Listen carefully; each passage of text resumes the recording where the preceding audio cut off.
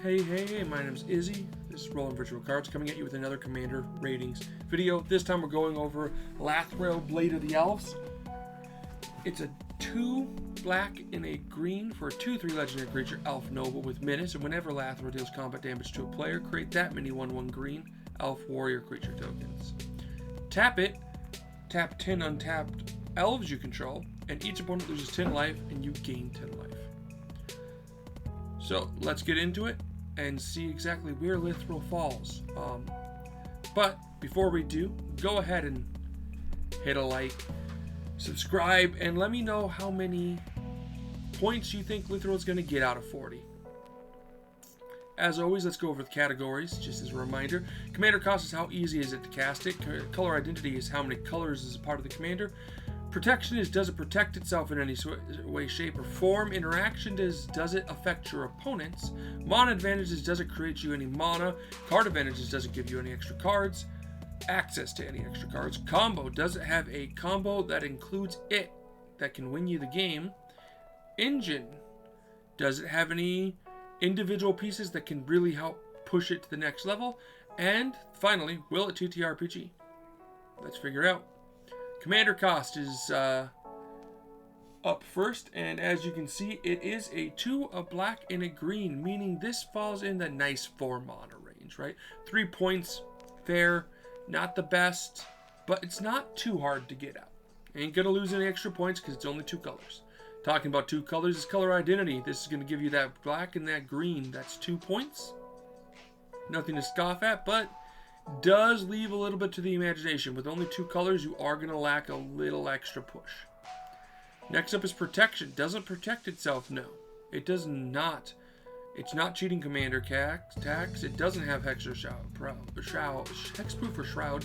It ain't indestructible, nor does it have ward. It can't blink or flicker, and you cannot return it to your hand. So, biggest issue with Lathril is it dies to removal.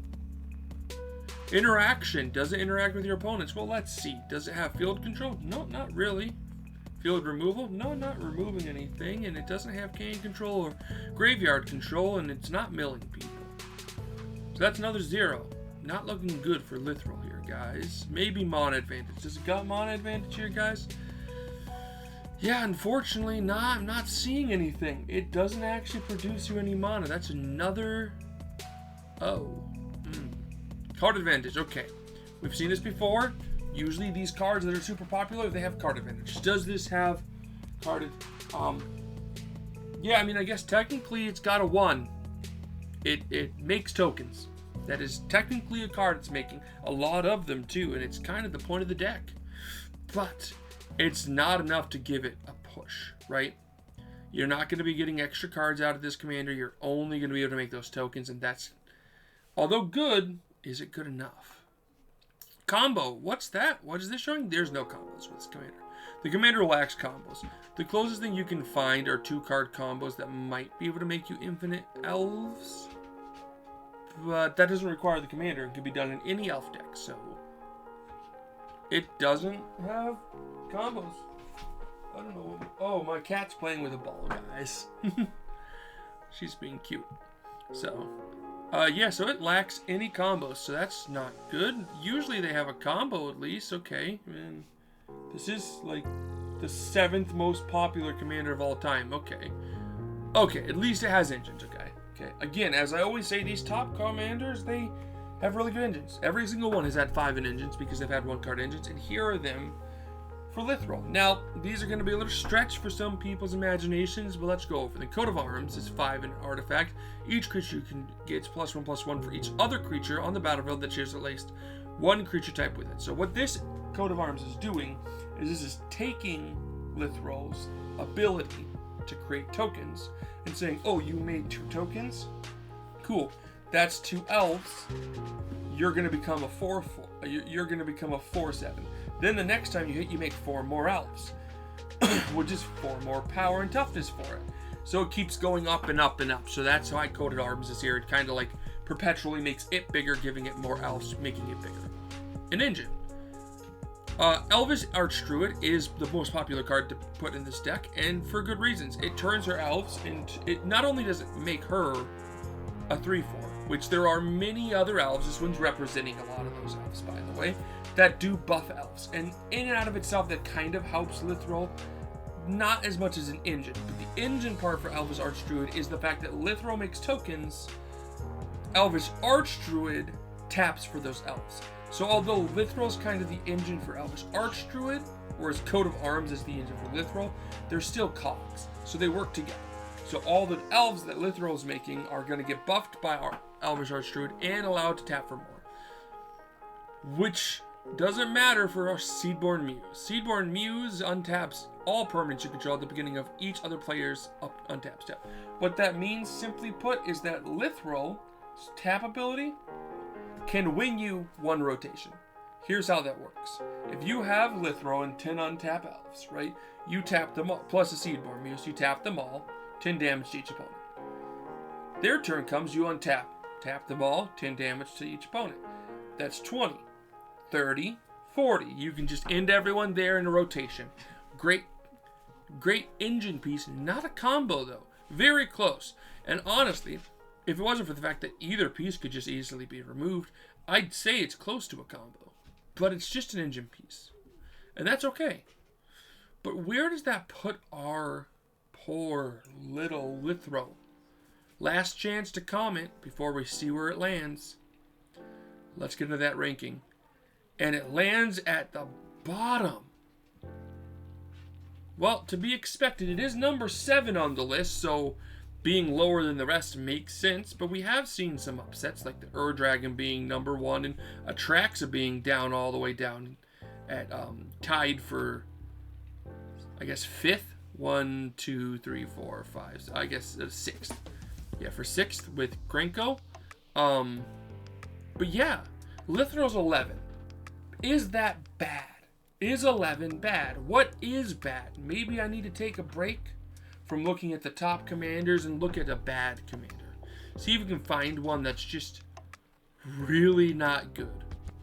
I'll think about doing that next video, just so we have a little area of expertise on how bad can a commander get, right? Can we find a commander that's all zeros? Probably. And it'll probably come from Legends. But that 11, talking for Lathril here, isn't bad. Let's scroll all the way back up to Lathril and look at her, okay? Why is Lathril 7? Why is she so beloved? Well, number 1, just like a lot of these other commanders, she's tribal. If you want to run an elf deck, you choose Lathril. Any other commander you're choosing is elf commander is gonna lose you some options, okay? So number 1, if it's mono green, you lose out on the black elves, and that feels bad. Monocolor decks aren't as popular as 2-color decks, so that's why Lathril's gonna go up in popularity, right? Next, it does what elves want you to do, okay? Not only does it produce elf warriors, not only does it produce tokens, which is very beloved by elves because elves are all about going wide, and then a lot of your other common elf cards you're putting in your deck are going to buff these tokens, making them even stronger. Plus, Lathril is all about the damage she deals, and since your elves generically just buff other elves, she's going to get bigger with them. So it kind of synergistically just works with it. But on top of all of that, she's given an option, a way to harm people if you can't get in for hits.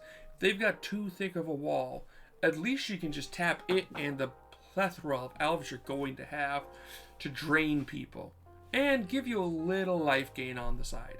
The reason she's up this high isn't because she's so good, not discounting her. She is pretty good. It's because she's the best elf commander. And since elves are such a popular creature type, she's gonna stay up here until we get a better elf commander.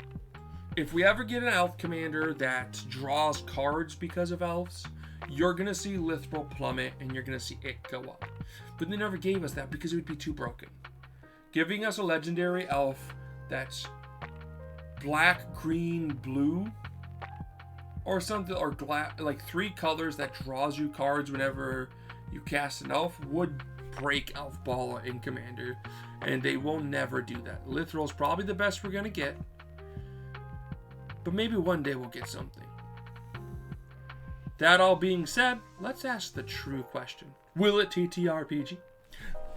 Let's get into that. Story. So, Lathril, Blade of the Elves, okay? It's an elf noble, which means, as it's the story, and as we try to make these people the main villain, because I find that the most fun, nobles can be pricks. We're going to make it an elf prick, okay? This is a holier-than-thou-art elf. Now, you might say, well, she does deal damage, and you're right. She's got menace, which means creatures can't be blocked except by 2 more creatures. And that's going to really give the attempt of, like, she's very a fine elf noble, right? She knows how to fight. So you're going to have to use 2 to block her. She calls upon her elf warriors wherever she may lay ruin. That's the combat damage she's dealing to the people. As she invades towns, she has an army with her, and that army gets bigger. And as the army gets bigger, no matter where she goes, you'll never find her alone. She's always got at least 2 elves on her side, if not more. And you can really use her kind of as like an army campaign, right? Where an elf army ran by Lathril,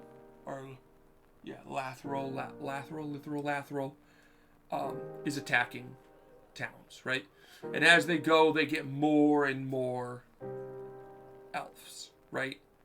You can roll a D100 to see how many elves, or like a D20 to see how many elves are just joining them. And she has a way of like getting elves to beloved her. So as she raises elves, any full elf is just like, we're going to join your team. Let's elves for life, right? And then on top of this, she's able to use these elves that she has on her side to just ruin towns. Mind you, the 10 damage to each opponent. Opponents aren't going to be the individual players. You're thinking, those would be creatures in this case, right? You're thinking more like the towns.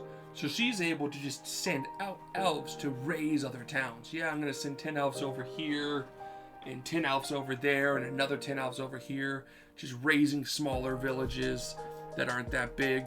But as they get raised, they get more elves on their team. So she slowly just creates a bigger ball of elf. A bigger elf ball. Which really gives you flavor to the elf ball syndrome in Magic. And it's your job as the player characters to stop this elfish invasion into this land, and to end the reign of Lathril peacefully or otherwise, or however else seen fit. So that's what I would do for the story. As for the final fight with her, I think it'd be really cool if every time she deals damage to someone, it's a distraction, a diversion to have more elves come in. So you need to be ready to block, so that way you're not distracted with elves coming in. Or you can kind of give her an interesting ability. You could also really push the black side of her in Magic, that ruthlessness, and show how she doesn't care necessarily about other common elves. She's just doing this for her own sake and power, and really show that at the end here, where she sacrifices 10 elves instead of just tapping them. Or you tap them so they can't attack, right? So she's all alone. And so as she's fighting and she's getting more elves to come fight with her, she finally has enough elves, and she's just like, she sets them all aside, saying, I got this myself, and uses her magic to damage their opponents as like a legendary cast, because she puts her pride before everything else, really giving her this interesting vibe of like, I will do this on my own, 1 versus 4. And so yeah, once you have like 10 elves after a few rounds, like 2 coming in each time basically, you all of a sudden just set them aside, and each turn you can do a legendary action. So instead of running in and attacking them, you tap the elves, or you tell them to back off, and you magically drain them, healing Lathril damaging each of the party members and continue fighting. So to stop that, you have to keep the smaller elves aside so that way she doesn't get overconfident.